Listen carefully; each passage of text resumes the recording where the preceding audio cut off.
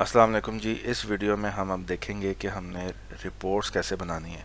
Reports बनाना क्यों ज़रूरी है, ताकि आप अपनी कंपनी का एनालिसिस कर सकें। एनालिसिस करना क्यों ज़रूरी होता है, ताकि आप ये देख सकें हमारी कंपनी के इन्स एंड आउट्स क्या हैं। मतलब हमारी कंपनी खसारे में कहाँ जा रही है, हम प्रॉफिट में कैसे जा सकते हैं, हमारी कौन सी आइटम ऐसी जो हमें नुकसान दे रही है, ऐसे कौन से कस्टमर्स हैं जब भी हमसे शॉपिंग करते हैं हमारे लिए नुकसान का बायस बनते हैं। ठीक है। और ऐसे कौन से कस्टमर्स हैं जो हमारे लिए सबसे ज़्यादा प्रॉफिटेबल हैं या सबसे ज़्यादा सेल्स जनरेट कर रहे हैं। ठीक हो गया। तो ऐसे एनालिसिस के लिए आपको रिपोर्ट्स चाहिए होती हैं। रिपोर्ट्स हम कैसे क्रिएट करेंगे, हम उसको देखने लगे हैं। तो ये हमारे पास शीट्स हैं। अगर आपको ये नहीं मालूम कि ये शीट्स कैसे बनी हैं, मेरी पुरानी वीडियोस देखें।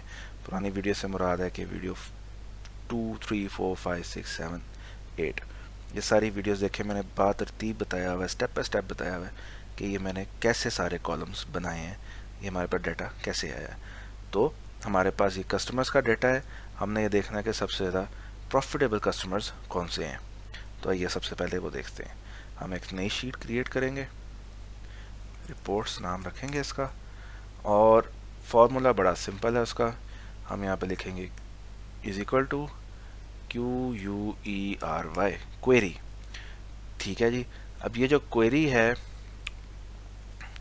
ये बड़ा ही एक ज़बरदस्त फीचर है जो कि एक्सेल में अवेलेबल नहीं है। ये सिर्फ और सिर्फ गूगल शीट्स पे अवेलेबल है। एक्सेल के अंदर इस तरीके से अवेलेबल नहीं, किसी और तरीके से अवेलेबल होता है। ठीक है, वो ज़रा डिफ़िकल्ट तरीका है, लंबा चौड़ा।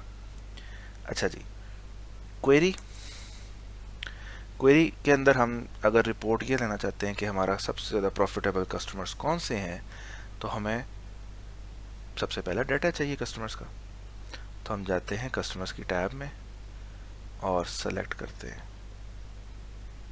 अपना सारा डाटा कस्टमर्स का डाटा सेलेक्ट हो गया। अब हमने दो कॉलम सेलेक्ट करने हैं। कॉलम हम सेलेक्ट करेंगे, 3 कॉलम सेलेक्ट कर लेते हैं। एक कस्टमर का फ़ोन नंबर कॉलम ए, एक कस्टमर का नाम कॉलम बी, और एक उसने सेल्स कितनी जनरेट की हैं, हमारे लिए कितने पैसे बनाए हैं, कॉलम डी। ए, बी और डी कॉलम सेलेक्ट करना है। तो अब जो मैं लिखने लगा हूँ बिल्कुल सिंपल इंग्लिश की तरह है। जो मैं फार्मूला लिखने लगा हूँ वो आप पढ़ के ही समझोगे कि क्या हो रहा है। इतना सिंपल, इतना इजी। कॉमा डालेंगे हम, सेलेक्ट, जैसे कि हमने कॉलम सेलेक्ट करने थे तो हमने अंग्रेजी में लिख दिया select, column A comma column B comma column D. बस अब हम देखते हैं इसका रिजल्ट क्या है। ले जी, हमारे पास एक आ गया है 3 कॉलम्स। ठीक है जी। अब हमने इसमें से देखना है जी सबसे ज़्यादा जो प्रॉफिटेबल या सेल्स जिसने जनरेट की हैं वो कस्टमर्स कौन से हैं। तो ज़ाहिर बात है कि जो सबसे ज़्यादा बड़ा नंबर है, जो बड़ा वैल्यू है, वो टॉप पे ले आएंगे, जिसको हम कहते हैं डिसेंडिंग ऑर्डर के अंदर हम इसको अरेंज करेंगे इस डाटे को। डिसेंडिंग का मतलब होता है कि सबसे बड़े नंबर से छोटे नंबर की तरफ मूव करना, यानी कि 10, 9, 8, 7, 6, 5, 4, 3, 2, 1। ठीक है। अब मैं बड़े नंबर से छोटे नंबर की तरफ आ रहा हूँ, उसे कहते हैं डिसेंडिंग। अगर मैं कहता हूँ 1, 2, 3, 4, 5, 6, 7, 8, 9, 10, तो इसे कहते हैं असेंडिंग। मैं छोटे नंबर से बड़े नंबर की तरफ मूव हूँ। तो हमें छोटे नंबर से अगर बड़े नंबर की मूव करेंगे तो हमें हमारा रिजल्ट नहीं मिलेगा, क्योंकि हमें यह देखना है कि सबसे बड़ा नंबर किसने जनरेट किया सेल्स का। ठीक है। तो उसके लिए हम क्या करेंगे, हम सिंपल कहेंगे ऑर्डर, यानी कि तरतीब दो, ऑर्डर बाय डी। किस कॉलम पे तरतीब दो, कॉलम डी, यानी कि सेल्स की हवाले से हम जानना चाह रहे हैं ना कि सेल्स में सबसे बड़ा नंबर किसने जनरेट किया है। तो सेल्स वाला कॉलम जो है वो हमारा कॉलम डी है, इस शीट पे नहीं, जहाँ से ये डाटा आ रहा है उस शीट के ऊपर कस्टमर्स के टेबल से ये डाटा आ रहा है। तो कस्टमर्स के टेबल में कॉलम डी जो था वो सेल्स का था, तो हम उसको कह देंगे डिसेंडिंग ऑर्डर में कॉलम डी को अरेंज करो। पता चला जी कि जैनब सबसे ज़्यादा प्रॉफिटेबल है। अब अगर हम सिर्फ ये देखना चाहते हैं कि ये सिर्फ टॉप 3 दिखाओ, सारे ना दिखाओ, हमें सब में दिलचस्पी नहीं है, सबसे 3 प्रॉफिटेबल कस्टमर्स कौन से बस वो बताओ। उसका तरीका ये है कि हम यहाँ पे एंड पे लिख देंगे लिमिट 3। अब हमारे पास टॉप 3 कस्टमर्स आ गए हैं जो सबसे ज़्यादा प्रॉफिटेबल हैं। ठीक है, अब हम इसको क्या कह सकते हैं, इसको यहाँ पे हम लिख देते हैं टॉप 3 प्रॉफिटेबल कस्टमर्स। अब हमने अगर अब ये देखें, इसको अगर हमने मर्ज करना है इन 3 सेल्स को, कैसे करेंगे, एक्सेल की तरह करेंगे, तीनों का सेल सेलेक्ट करेंगे और यहाँ पे मर्ज है, इसको मर्ज कर देंगे और उसके बाद यहाँ पे हम इसे कलर दे देते हैं कोई।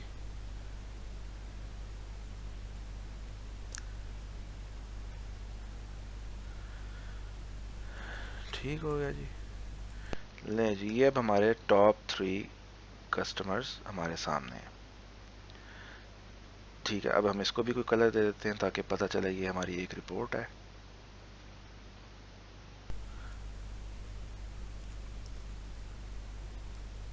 ठीक है, फॉर्मेटिंग कर लेते हैं। ठीक हो गया।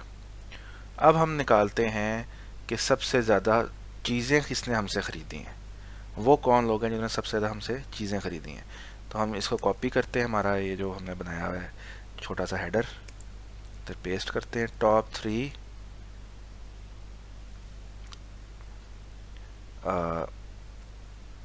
Customers by quantity. बाय का मतलब होता है कि एतबार से, टॉप 3 कस्टमर्स दिखाओ by sales. Top 3 customers sales के एतबार से हमें देखने, तो ये मैं नाम इसलिए रखा है टॉप 3 कस्टमर्स बाय क्वांटिटी। ये कैसे होगा, अगेन हम क्वेरी लिखेंगे। मैं चाहता तो मैं फॉर्मूला कॉपी भी कर सकता था ऊपर वाला, लेकिन मैं आपके साथ साथ लिख रहा हूँ। कस्टमर्स के कॉलम में जाएंगे, टेबल में जाएंगे, कस्टमर सारे सिलेक्ट करेंगे और अब हम उसमें से कॉलम सेलेक्ट करने, कौन कौन से करने हैं, select column A B C. ठीक है, और अब हमें इसको ऑर्डर देना है, तरतीब देनी है, ऑर्डर बाय सी, क्योंकि सी वाला जो है हमारा टोटल आइटम्स परचेज हैं कि कितनी इसने ऑर्डर्स, कितनी आइटम्स परचेज की हैं। ठीक है, अच्छा जी, ऑर्डर करना है डिसेंडिंग में और लिमिट कितनी लगानी है, 3, मतलब टॉप 3 दिखाओ, मैं ज़्यादा ना दिखाओ। ठीक है, और यहाँ पे हम इसको क्लोज कर देंगे। ले जी, हमारे पास फातिमा, सुभान और मुबीन, ये 3 लोग हैं जिन्होंने सबसे ज़्यादा हमसे आइटम्स परचेज की हैं। अब मैं इसका कलर उठा के यहाँ पे पेस्ट कर देता हूँ और इसको मैं बॉक्स में बंद कर देता हूँ। अब हमारी रिपोर्ट्स जो है ना तैयार हो रही हैं एनालिसिस के लिए। थोड़ा सा फासला दे दिया। ठीक है, अब हमने ये देखना है कि हमारी सबसे ज़्यादा टॉप सेलिंग जो आइटम्स हैं वो कौन सी हैं। तो जल्दी से अब हम इसका उठाते हैं, top three items by sales, यानी कि सबसे ज़्यादा प्रॉफिटेबल हमारी प्रोडक्ट कौन सी जो हम बेच रहे हैं। क्वेरी, अब हम इन्वेंट्री में जाएंगे, सेल्स में जाएंगे, सेल्स में जाके हम आइटम्स उठाएंगे और आगे सेल वैल्यू, कॉलम नंबर कौन सा सेलेक्ट करना है, सेलेक्ट ई और जे। ठीक है, और हम इसे कहेंगे order by J, descending, limit 3। ले जी, हमारे पास ये आइटम्स आ गई हैं जो सबसे ज़्यादा प्रॉफिटेबल हैं, वो हैं बेबीज़ ब्लॉक्स। ठीक है जी, अब चूंकि ये रिपीट हो रहे हैं इसलिए वो बार बार हमारे सामने यूँ दिखा रहा है, नहीं तो ये सम होके आता। अब हमें सम देखना है।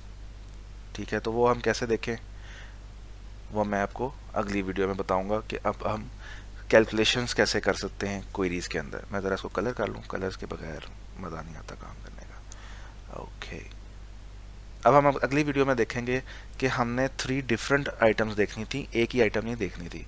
तो हम इसको अब सम का फंक्शन लगाएंगे, वो सम का फंक्शन कैसे चलता है मैं आपको अगली वीडियो में बताता हूँ। ठीक है जी, अल्लाह हाफिज़।